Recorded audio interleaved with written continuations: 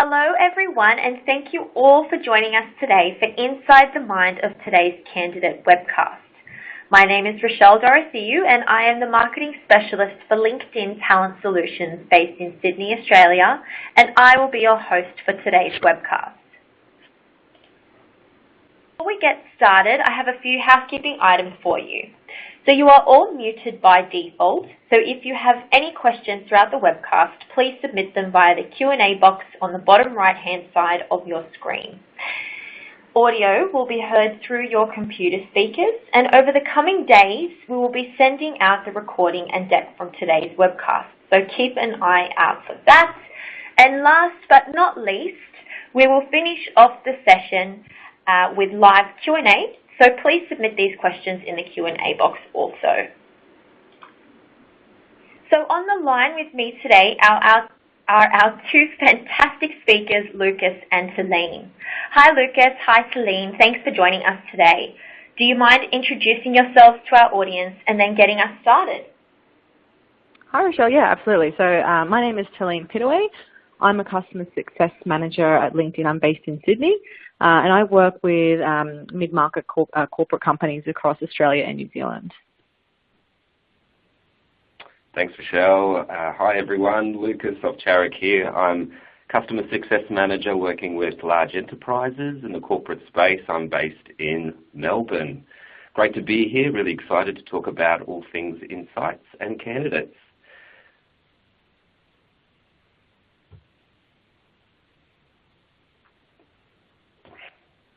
Pardon the technical difficulty there.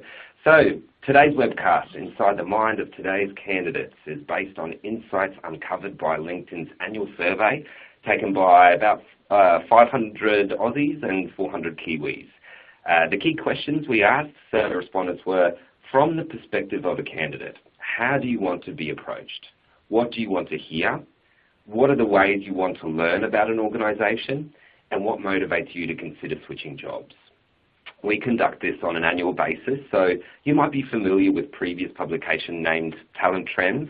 Well, this year we wanted to go a little bit deeper to really uncover the behavioural elements involved when it comes to people's perceptions to jobs and companies. So what will we be covering today? Well, firstly, it's all about starting a conversation. What do candidates want to hear in that first message? Then we'll go into the world of applications.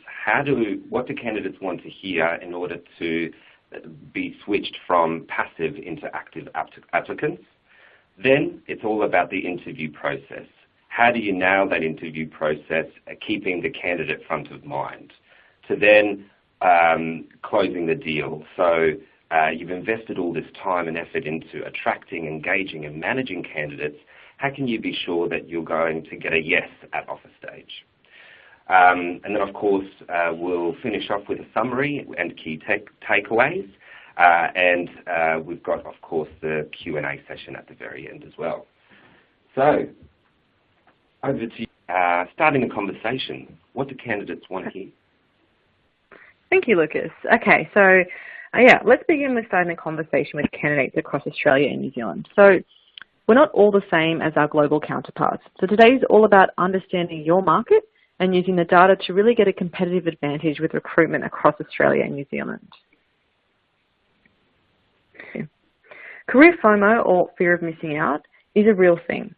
Candidates want to avoid the bad feeling of losing that dream opportunity, so they're willing to hear you out. They also love praise and favour those who give it. So since your outreach is perceived as a compliment, it makes you more likeable.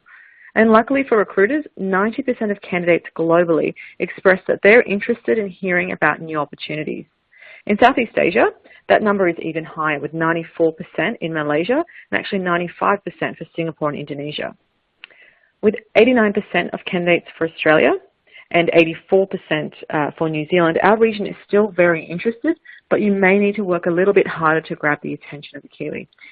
Interestingly though, what I found is New Zealanders are more flattered by your outreach than the average candidate globally. So globally, candidates said that there's 63% of candidates are more flattered by receiving outreach from a recruiter.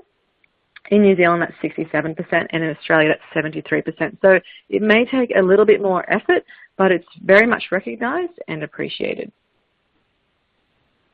want to hear from you, they also want to hear from the hiring manager. So across Australia and New Zealand, 60% of candidates said they're more likely to respond if the hiring manager reaches out. And this is because people respond to authority, often without realizing it. Globally, just over half of respondents said they're more likely to respond to a message from a hiring manager. People just have this natural tendency to react favorably to someone who might be their future boss. So for APAC recruitment, it certainly pays to build strong relationships with your hiring manager. We just seem to respect that authority and that seniority in APAC. So globally, 56% of candidates said that they want to hear from a hiring manager, but within our region, that's 60% of candidates. So interestingly also, India tops that list with 66%. Interacting with candidates across Australia and New Zealand. So firstly, build relationships with hiring managers. I think this really boils down to basic relationship building ideas. So have lunch with your hiring manager, take them for a walk or meet with their team, go to a team meeting even. The better you know them, the easier it will be to ask for their help. Secondly, tap more senior recruiters. So remembering what I mentioned about that appeal of seniority, use people with titles that signal that authority, so senior or VP or head of, to add a bit more influence to your message. And third, boost your own authority. So that includes publishing, sharing, liking or commenting on content, especially creating content to build and engage your network and show your professional status as a recruiter.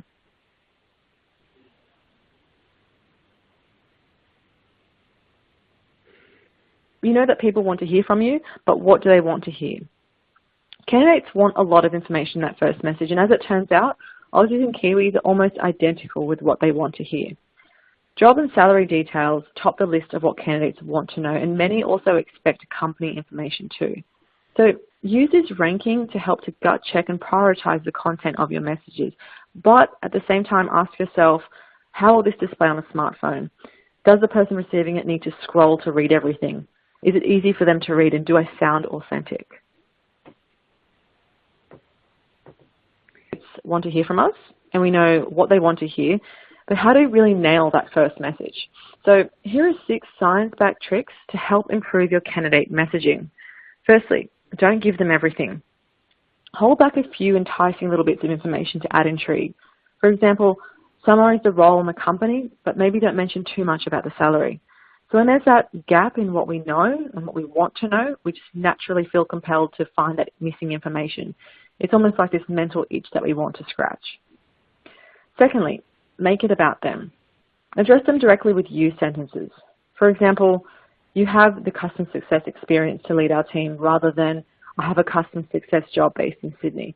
I've experienced both sides of that message, and naturally that little change of language, making it about me versus about the job, becomes a lot more attractive and a lot more appealing from the candidate perspective.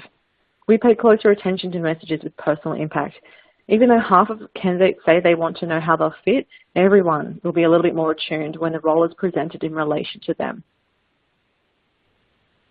Thirdly, personalize with details. So be specific and show that you've made effort to understand them. For example, dropping a school reference or maybe even a hobby.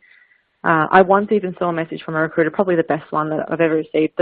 They referred to some information within my summary. So in my summary, I talk about my interest in photography and gaming. I specifically mentioned Nintendo, which was quite funny because they referred to that. And it just instantly felt like this person had made effort to get to know me. And I just felt almost obligated, but compelled to really respond to them, to that message. It was really nice to receive that. So I think it shows confidence and it really gives a good first impression. When you customize your messages, you demonstrate that you know how to do your homework and that you are confident as a recruiter. And then fourth, sound human. So write like you speak and without all that jargon and formalities. Be funny and enthusiastic in whatever traits make you, you. And check for humanness in your message by reading it out loud. So warmth is really key to that first impression. And when you show that you're human or you're more humorous, you just become more likable. Number 5, strike common. So find something that you share in common with that candidate, whether it be a connection or a school or, like I mentioned before, a hobby. We just like people who are similar to us, especially when they're similar in an uncommon way. And that's because it gives us this really nice feeling of fitting in, yet standing out at the same time. And lastly, let the candidate do the talking. So once you're on the phone with that candidate, ask them lots of questions. Ask them about their career aspirations, about their current role, what makes them tick, and then keep it quiet. Do more listening than talking. Brain studies have shown that people are happier when they talk about themselves. So when you let your candidate talk, they like you more because the pleasure pathways in their brains are activated. So that's everything about starting the conversation. Hand over to you, Lucas, to walk us through inspiring the application. Some interesting insights there. I must admit, I was quite surprised to see salary in the number 2 spot of what candidates want to know in that first message. I would have thought that that would have come in a little bit later in the process, but it makes sense. You know, people want to opt in or out earlier in the process. So now we move into the world of driving quality applications. What will make someone convert from viewing an advert into an active applicant? We've got the inside scoop on what our members like to see. The first key finding is that candidates spend a heap of time in the research phase. They collect information from a number of sources to better understand what the organisation is all about. By providing a better view of what to expect from working within your company means you drive much more considered applications, which in turn has a positive impact in the quality of applications that you're receiving. So where do candidates spend their time researching? Well, according to our research, in Australia and New Zealand, the most popular sources are company websites, LinkedIn, and search engines. So this poses a number of interesting questions for you. Firstly, what does your career site look like, and is it user-friendly? Secondly, on LinkedIn, are you regularly telling a story of life inside your organisation through your company posts? And thirdly, have you recently Googled your company? What comes up in that first page, and is there an opportunity to perhaps influence this? These are all important questions to consider, especially from the lens of a prospective candidate. The other strong sources of research is key contacts associated with your organisation. Many organisations today are leveraging their employees who act as company brand ambassadors. We'll talk a little bit more about this in a couple of slides. So what does good look like?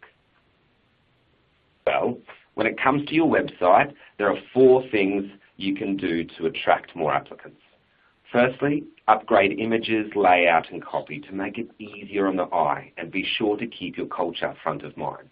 Have a dynamic website which offers content, imagery and videos which helps the user really easily digest what you're trying to say. Remember, we assess visual appeal in milliseconds.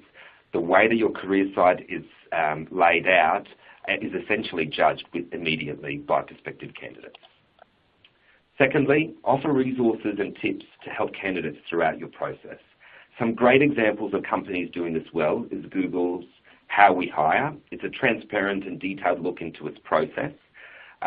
Similarly, Netflix posted a great company culture manifesto on SlideShare, one of the most popular SlideShares to date. It's got a really great insider scoop as to what the company culture is all about. And closer to home, there's been a number of posts that Telstra has posted on LinkedIn from their company page on interview hints and tips. Thirdly, feature authentic employee stories and testimonials. A great example here is Medibank, who post on their careers page fantastic employee stories, and they encourage employees to share these on LinkedIn. It's extremely powerful to have your current employees advocate for your business externally, and by breaking it down into real-life accounts really helps to build that level of trust with prospective candidates. But what is paramount when sharing employee stories is to be sure that they are authentic. Showing real, unedited photos and videos, unscripted employee testimonials, and brutally honest job descriptions demonstrates your commitment to transparency. It may seem counterintuitive, but when you look at other career sites, they all start feeling and looking alike. So since people pay more attention to contrast, how can you break that mold and potentially come out with something a little bit fresh and a little bit new and really demonstrating the authenticity of your company culture? because the ultimate game here is to make sure that you're attracting prospective candidates to your website and making them stay as long as possible on that website too. A great place to show your authentic self is, of course, LinkedIn. Candidates are using it more and more for job research. LinkedIn is now a pivotal tool for 31% of candidates in Australia and New Zealand, so be sure to focus your efforts where your candidates are most likely to go. How do you get your social media working for you? Well, think of growing your follower base as the ultimate objective. This feeds into everything that you do on LinkedIn in terms of the type of content you post, and it acts as a base of warm leads for when your recruiters leverage Recruiter. Embed this objective into your day-to-day and add your company's LinkedIn follow button to your digital properties like your career site and even your personal email signatures. Building your followers is a constant process, but how are you able to keep growing and validating to your followers that they have made the right decision in following you is through engagement. So use company updates to inform, educate and entertain candidates. Some great examples include Sportsbet, Becca and Commonwealth Bank, and also Virgin Australia have an Opportunity of the Week post, which highlight to their followers a great role within their business. And finally, leverage your employees. Just like building a testimonial for your company page, but at a larger scale, ask employees to be active and show them the value to them and the business. This is all about building trust, and employees share on LinkedIn, for example, is the digital version of word of mouth, the most trustworthy source. Now, Talene, I know you have a great profile, and as a strong brand ambassador for LinkedIn, can you tell our audience what motivated you to build this online presence? Yeah, I think we as people look at our employees or prospective employees in terms of what they can provide to us and whether that company's values align with our own. And I think when they do, we just naturally become proud of being part of that organization. I think the LinkedIn profile is a great place to showcase that as well. It's something I've done with all my employees, and I'm just proud of the places that I work for, and I feel like it reflects on my own professional brand as well. So I can see the benefit in myself by being a brand ambassador to showcase those sorts of things on my profile. Yeah, nice. It seems like a nice alignment between the values of LinkedIn and your own personal values, and I think that's also very important, is demonstrating that alignment and how easy it is to be able to showcase that through LinkedIn. Thanks, Talene. Yeah, now moving into preparing for the interviews. The candidates do more research on company websites and search engines. In Australia, they use LinkedIn steadily throughout the process, whereas the reliance on other social media platforms and internal HR departments is typically low. In New Zealand, this research experience is pretty similar. You'll find that search engines, LinkedIn and other contacts are at 31%. And during this interview research stage, be sure you are setting your candidates up for success by making your process transparent. You can do this by clearly explaining your interview process. It comes back to that whole concept of allowing the candidate to make the decision to continue with the process or opt out as a result of all the information that you have provided them. Examples of some great companies doing this right now include McKinsey, NAB, and Cotton On. All have sections or tip sheets devoted to the interview process, directly linked or associated with their career site. And it helps candidates understand or manage their expectations when they're going through that process. And of course, this process can't be delivered without passionate recruiters who manages expectations of the candidates and responds when they say that they will respond, even if there is no update. This instills a high degree of trust. And as humans, we like to feel like we're in control. When you go through an emotional journey like changing jobs, restoring a degree of control back to the candidate strengthens their perception of you and your company. Now, nailing the interview, back to you, Talene. Thank you. I did want to make a quick comment before I jump into this one. especially when we're thinking about getting social media to work for us from an employment perspective and inspiring applications. One thing, there was a slide back there where you had a bit of a screenshot of content from Sportsbet and Commonwealth Bank. And one thing I wanted to flag is that those posts share imagery, but more importantly, they show imagery of people. And as a candidate, it's great to see people visuals.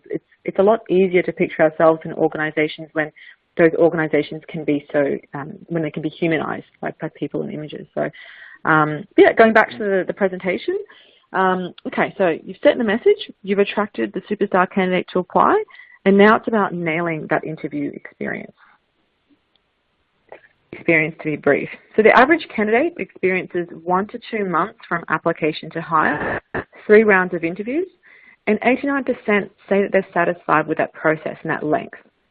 So don't underestimate the power of moving quickly and benchmark your recruitment experience to that 1 to 2 month time frame. People would rather avoid a loss than receive a gain, and candidates are more likely to take the first of 2 equal offers because that risk of losing both actually feels worse than the benefit of getting both. From the interviewers. Candidates are evaluating you too, so try to give them what they want. Role responsibilities are by far the hottest topic on their minds, so make sure that you do cover that. And during the interview phase, candidates across Australia and New Zealand, they want to know about what a day in the life will entail, how they'll fit in with their team. So make sure that you cover that with confidence. I would still strongly recommend covering salary benefits and career advancement, but in particular, emphasize the top 3. So again, the top 3 are role responsibilities, how a candidate will fit with the team, and the company mission and vision. Culture in action too. The top interview challenge for candidates is not seeing the work environment. And since office tours give them a glimpse of your company culture, I would definitely recommend considering adding that into your interview experience. The top ways that candidates want to learn about your company and your company culture is through your staff. And as you can see, other employees and hiring manager rank as the top 2 for how candidates want to learn about your culture. So why not make one of your interviews a more cultural type of interview, something that's a little bit more casual, maybe like a coffee catch-up or a brunch with a hiring manager and a team manager, as a get-to-know-you style of interview. Going back to that office tour, here are 2 easy ways that you can let candidates look behind the scenes. So firstly, show off your space. Invite candidates in for an office tour or an open day if you have that, even lunch. Simply just walk them through the office space on the way to an interview or on the way out. There really is no substitute for that experience, that sight, the smell, the sounds, and the touch, even the taste of your company. And experiencing your culture firsthand forms much more vivid memories and a better judgment about fit within the business. And secondly, go virtual. So use virtual reality and live video to help bring your space to life for candidates. When an in-person tour can't happen, it's better to stimulate a candidate's visual senses than nothing at all. So perhaps you could consider adding a video tour of the office, something on your website or maybe even your LinkedIn careers page. And prompt feedback sweetens the interview experience. The top 3 things that candidates want from the interview experience includes a conversation with the leadership team, a prompt follow-up, and a sense of how they performed. To kickstart your interview experience for candidates, know what they want the most, which is to get the right information. So be prompt and give feedback and be honest. I particularly can resonate with wanting that prompt feedback and a sense of performance, particularly once you're interviewing and you've given that time as a candidate, you've given your effort, it really only seems respectful and the right thing to do. So even if the outcome is no offer, it's still a positive interview experience and it won't turn a candidate off trying again or even recommending your company to a family or friend. So thinking about how you can really step up your company's interview experience, perhaps this stat will really help to push you to take the extra step. One bad interview can really cost you. So in Australia, 70% of candidates say a bad interview experience makes them lose interest in a job. And for New Zealand, that stat is 67% of candidates. And this is because we are just naturally more sensitive to negative information than positive. So bad interviews hurt more than good interviews help. And nowadays, especially with social media, a bad interview can cost you more than one candidate and can linger over time. So there's no better time than now to make sure that your interview experience leaves your candidates excited for more. As I said before, regardless of the interview outcome, whether it leads to an offer or not, a positive experience does good things for your brand outside of that interview room. And a bad experience does a bit more damage, especially for your employer brand for the business. So that's everything for me. I'll hand over back to you, Lucas, for closing the deal. Celine, I really love the suggestion for office tours in the interview process. I think it's so simple yet can be so impactful to the experience of the candidate. But going on with closing the deal, where you're essentially coming to the end of the recruiting process and want to be sure that you're closing the deal correctly. You've managed a transparent process till now. You want to be sure the candidates will be saying yes at offer stage. So what do you need to keep in mind? Well, not all about the dollars is the key output here. Sure, it's important, as evidenced by it being a top reason for candidates to switch jobs in Australia and New Zealand, but do keep in mind the other reasons and how your organisation is offering them. Of course, you need to mention it throughout the interview process, because otherwise, how else would the candidate know? What I found interesting here is that in New Zealand, the top reason was better skills and interest fit, whereas in Australia, the equal top three were higher comp, more growth opportunities, and ability for impact. Perhaps it's a cultural thing between our sister countries, but what is important here is the qualitative drivers of job switches and how candidates want to be challenged. How is your organisation going to challenge them? And on the flip side, what will drive people to stay? We are all fighting for the attention of top talent. Their current organisations will definitely be coming to the party and potentially counter-offering. So if you have an idea of what will motivate them to stay, how do you offer this in your role? In Australia and New Zealand, the top results for candidates to stay is opportunities for challenge and improving skills. Of course, once they accept your offer, you want to be sure that they stay. So when professionals feel like they are learning and growing, doing something meaningful and controlling how they work, they're less likely to leave. So to that extent, have you factored these candidate expectations to your retention strategy is one of the key questions to consider from this slide. Which brings us to the end. Right. Oh, sorry. Call. Sorry, Celine. Go. You go. I was just going to say that it brings us to the end of the core part of our presentation, and we just wanted to summarise with some key takeaways. Great.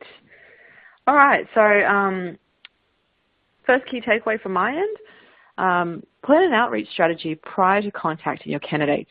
Be authentic and personalise your messages. So across Australia and New Zealand, candidates want the details in that first outreach, yet at the same time, they don't want too much. So there's this real art to hooking talent in our region. My key takeaway here is to be organised. Put some time aside into writing thoughtful, authentic messages. And if you're going to use a base template there, make sure you leave a little section within that template to really personalise it and humanise it. Always put yourself in the shoes of that candidate and ask yourself, would you respond if you received that? Right, for the second part, make the research experience easy for your candidates on the platforms that they typically view. So you want to be converting passive into active. Think of all the different insights and the way that candidates want to interact with all the different platforms that are most popular in your country, namely being LinkedIn, search engines, and of course your company website.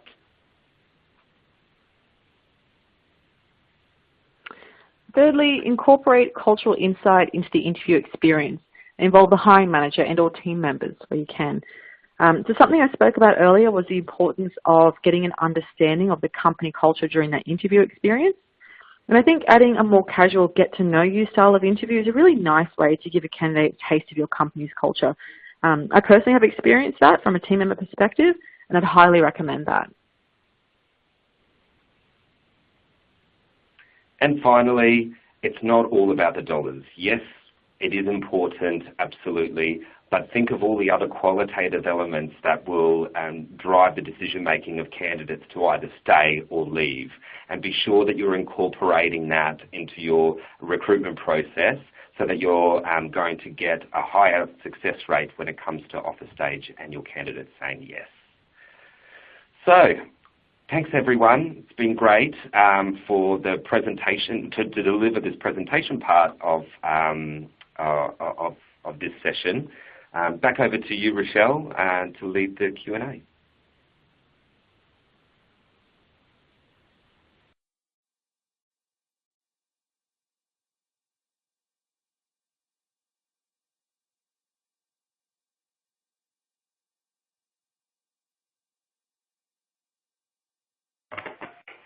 Thank you so much, Lucas and Talene, for that insightful presentation. I hope everyone listening enjoyed the content as much as I did. All right, so let's move on to Q&A with the fabulous Lucas before we finish off today's webcast. If you haven't submitted your questions already, please submit them via the Q&A box on the right-hand side of your screen. All right, so let's take a look at the first question that came through a little earlier. So, Lucas, how do I know I'm doing well with emails? What's the average email response rate? Yeah, very good question. You always want to know what the benchmark is to understand whether or not you're overperforming or underperforming. There's no direct answer to this because the averages that we have is based on sort of recruiters having different types of roles. You'll have HR generalists as recruiters. You'll have, recruiter researchers as recruiter seat holders. So, the level of use is interchangeable. But what we see in terms of the stats for Asia Pacific is that an average response rate is typically around about the 25% mark. And keep in mind, response rate is actually anyone responding with a yes or a thanks but no thanks. So 25% we see as good. If you are getting around sort of, when I talk to clients, I find that anything above 30 to anywhere between 30 and 50 is typically an excellent response rate, particularly for corporate organisations. And I think you should all be challenging yourselves to get to that rate because you've invested so much time in the tool and searching. You want to be sure that you're getting something out of it, and so the type of emails that you send out is very important in getting that right response rate through. Perfect. All right, well, thanks for that. Now let's look at the second one that I've got here. So what are some hints and tips for setting up email templates that don't sound generic? It's an art form, I find. You've got to think about setting up, I guess, sort of a skeleton, a template. And I typically kind of advise clients on 3 sort of separate sections for a typical template. You start off with the purpose of the email, then you look at sort of the role itself, and then you look at sort of the company. And when we sort of split it up into those 3 sections, you'll kind of notice that there's opportunities to effectively have something similar in every single email. So if we look at, say, purpose, for example, you might want to write something along the lines of, noticed that you have X skill sets, which, is something that we value extremely at, our company. The X is interchangeable, but that would be very much applicable to any type of email template at any type of role effectively. You would obviously personalize it depending on the type of role that you're going out to. The role itself, you're going to be recruiting for different roles, but if you kind of write, the X department within our business is going through a state of change or growth, and it's exciting time of year or something along those lines.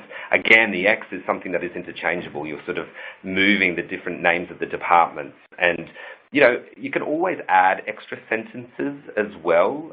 Just because you've got a template doesn't mean that you have to stick to that template. You can just add little bits and pieces into each of those sections. And then I guess the final section is the company section. And I think this is pretty much standard, right? What's exciting? What is exciting that's actually happening within the organisation, and that could apply to any part of the business. So effectively, that little short paragraph within the email will be the same. So I think there's a lot of room to move and to grow within the emails and constantly change them around, but the basis or the skeleton behind it, you can be very methodical in the way that you set it up. Okay. Great. Well, thanks for that one. Now, just another one that's come through is we have found that drop-off rate is quite high from the time applicants click apply on LinkedIn to completing the application on our ATS. Why is that? That old chestnut. I think we need to sort of recognise anyone's experience when they're sort of viewing jobs, be it on LinkedIn or any other source. People like to shop around and they like to look at the experience first and foremost. So is it easy for them to, find out a little bit more information on your website? And is there anything extra that is available on the website that isn't necessarily on LinkedIn? So people tend to sort of, click click happy when it comes to, I guess, sort of the research phase. But there's also something else to consider, and that comes down to your application process itself. One of the things that drives members on LinkedIn to apply is that, they are passive and they're kind of fed these roles in their newsfeed, and they want to learn a little bit more, and, that conversion into active, is dependent on sort of how compelling your advert is. Now, for someone who is passive to all of a sudden become active, we've got to remove those barriers. And one of those barriers that we find typically is the application process itself. So a quick way for you, well, not necessarily too quick, but a way for you to sort of review what your application process is count how many steps there are from the time they click apply on your ATS to the time the application is, complete. And you'd be surprised how many steps there are. So, you're asking people for, where they studied and what previous jobs they had and their CV. And a passive member doesn't necessarily have that. So they might be thinking, oh, this is all a little bit too hard, I might skip this. So you want to keep it as simple as possible, but definitely review your application process to ensure that you're kind of removing any of those barriers. Great. Well, that was a really good one. Thanks, Lucas, for that. So, okay, just another one here is, as a small business along the journey of making changes to our employer brand and creating an EVP, what do you suggest as one or two simple changes to get us started in being more appealing? Yeah, it's going down that journey can be quite full on, and I think one of the first things that I would suggest is not to overcook it. It can be quite a big beast, and like a Pandora's box. As soon as you open it, all of a sudden you're just enthralled in sort of all the different sort of perceptions of what EVP is. Trying to keep it as simple as possible and as authentic as possible, aligned to your mission, vision, values, general business objectives is probably the key thing that I would sort of get you to think about as you're developing your EVP. But to make it appealing, once you're kind of all done, definitely leverage your internal workforce. It requires a little organisation and coordination, but effectively, you've got a platform like LinkedIn, you've got a certain percentage of people already there. It's about feeding them with the right kind of content associated with your EVP for them to push it out. And that organic push, that I guess sort of organic, word of mouth spread in a digital format through LinkedIn, what is going to really spread the news of what is going on within your organisation and the good news stories associated with your EVP.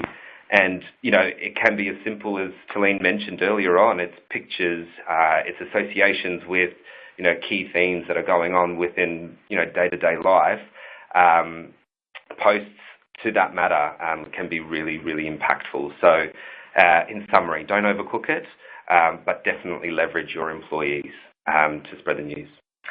Fantastic. All right, so we just have time for one more question today. So I love the idea of providing insight into what our office is like, sharing it on our career site and LinkedIn. But videos can be expensive to produce. So do you have any tips on how to do this and how? It could be quite overwhelming, I could imagine, to be dealing with, this creative space of doing a video. But you will be surprised. I'm no video connoisseur, but I've done a couple of videos myself leveraging some of, the platforms available through, say, Mac, the iMovie, and it's actually quite straightforward to produce. So definitely think, if you're semi-interested or identifying someone who is semi-interested in creating movies within the organisation, that's definitely your first bet in trying to get them to put something together. There are some cost-effective measures, cost-effective organisations out there as well. There's a company called 90 Seconds, which have a global footprint, but offer some really fantastic videos at a very affordable price. But there's also a lot of apps through the App Store on iPhone that you'll be able to leverage as well as GoPro Splice, Majesto, iMovie. Like I said before, there's countless sort of applications out there that you could use. So,